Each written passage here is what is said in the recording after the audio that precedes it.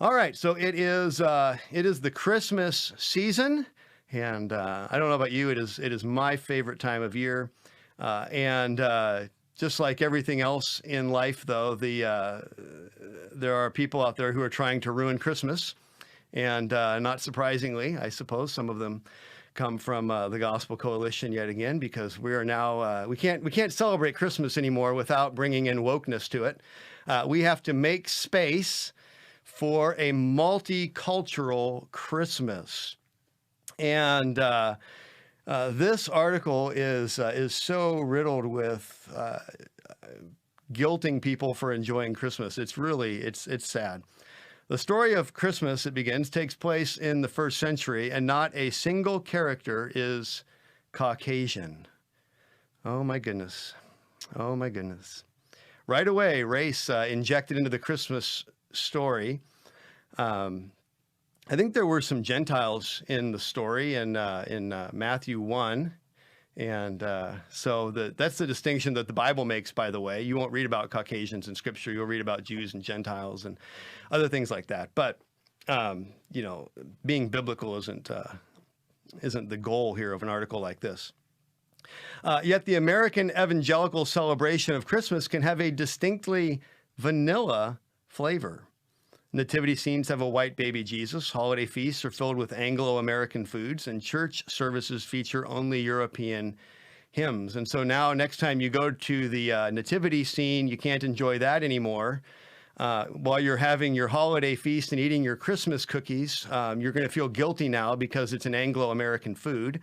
And when you're at church for that Christmas Eve service, if you are blessed enough to go to a church that's actually going to have a Christmas Eve service, you're going to be now wondering, well, who wrote these songs and where do they come from? And you're going to feel guilty if you don't have enough diversity in your hymns. And so, you know, this wokeness, it ruins everything. And now they're trying to steal Christmas, to ruin Christmas.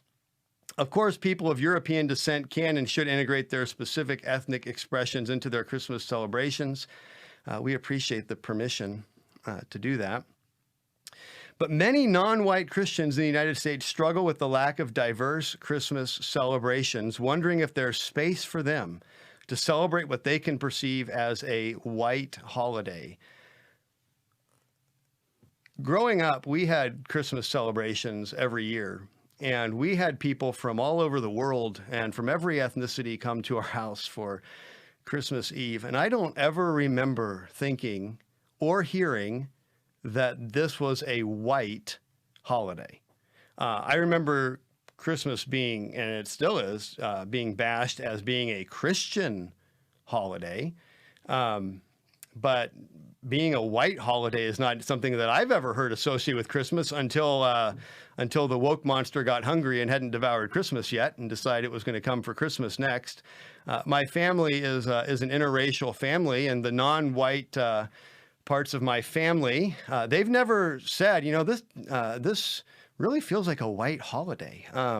You know, I don't think that's ever entered their minds, but thank you, Gospel Coalition, for now making us have to think about wokeness even as we enjoy a Christmas cookie and a cup of hot chocolate. Hot chocolate, is that from Europe? Rich, does chocolate come from Europe? I don't think so. South America or something, right? I mean, so are we diverse enough if we have hot chocolate at our Christmas Eve celebration now? It's exploited. Okay, it's exploited. Okay, so we can't, it has to be fair trade hot chocolate. It has to be fair trade for us to be woke enough. All right.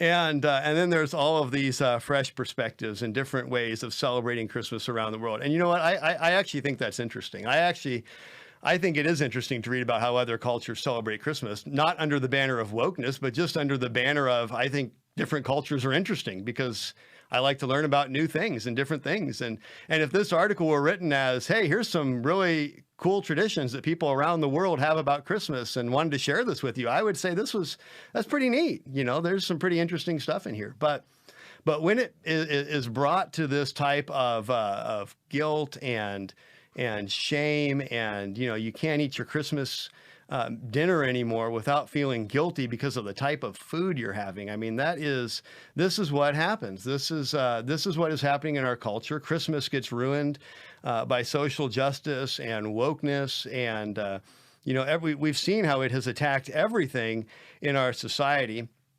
I think one of the funniest parts of this article, though, is one of the celebrations where they suggest that we should fast during Christmas because Mary was probably so overwhelmed that she fasted. And I don't know, the lady who wrote this, I don't know if she's ever been pregnant, but I can tell you that for all of our children, fasting has never been on the list of my pregnant wife's things to do. So that's not typically what you see pregnant women doing. But here we have yet another example of how unbiblical paradigms come in and ruin everything. And it's happening across the culture.